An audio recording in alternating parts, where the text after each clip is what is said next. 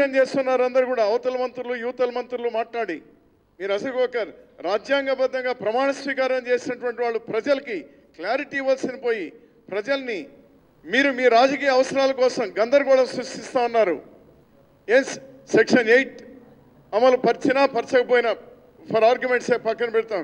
ఇవి ఇవి ఇవి ఏ విధంగా మీరు పక్కన పెడతారండి? దాంతో సంబంధం లేదు. Section 8 is total different. Section 8 is the responsibility of the governor. Is the responsibility of the governor to implement it. Straight simple. దానికి పెద్ద వాళ్ళ అభిప్రాయాలు వీళ్ళ అభిప్రాయాలు కూడగట్టి ఏదో చేసి ఇది ఎవరో ఒకరు సాధించినారు ఒకరు ఫెయిల్ అయినా మళ్ళీ రెచ్చగొట్టుకునే వ్యవహారాలు ఇవి. మళ్ళీ రెచ్చగొట్టుకునే వ్యవహారాలు. అంత పరిస్థితులు కూడా ఈరోజు ఏదో హైదరాబాద్లో ఉన్నాయని మేము భావించడం లేదు. But it is to be implemented. When ever it is required it shall be implemented.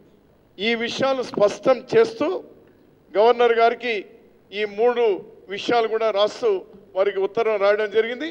వెంటనే గవర్నర్ గారు వెంటనే ఒక క్లారిటీ కూడా ఇవ్వాల్సినటువంటి అవసరం ఉంది. క్లారిటీ కూడా ఇవ్వాలి. ఇవన్నీ ఏదో పేపర్లో వచ్చేది, లీకులు వచ్చేది, వాళ్ళు లెటర్లు రాశారు, వీళ్ళు అనుకున్నారు, ఆ ముఖ్యమంత్రి కలిసినారు, ఈ ముఖ్యమంత్రి కలిసినారు అనేటువంటిది కూడా కాదు. ఇటువంటి నేపథ్యంలో గవర్నర్ గారు బయటికి రావాలి, చెప్పాలి. ఏం తప్పేం లేదు. స్పష్టంగా చెప్పి ప్రజలు ప్రశాంతంగా ఉన్నారు. తెలంగాణలో ఉన్నటువంటి ప్రజలకు ఇబ్బంది లేదు, ఆంధ్రప్రదేశ్లో ఉన్న ప్రజలకు ఇబ్బంది లేదు, అందరూ కలిపి ఉన్నటువంటి హైదరాబాద్లోనూ ఇబ్బందులు లేదు. ప్రజలు బాగా ఉన్నారు.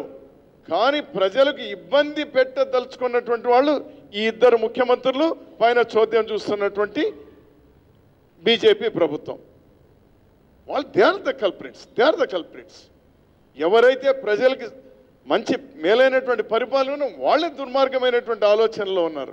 They have to be penalized, not the people. People are very happy. మా తెలుగుదేశం పార్టీలో పనిచేసి ప్రభుత్వంలో మినిస్టర్లుగా పనిచేసిన వాళ్ళే ఎక్కువ మాట్లాడుతున్నారు. వాళ్ళెవరో మీకు బాగా తెలుసు. ఎందుకు అంత రెచ్చిపోయిన అవసరం లేదు.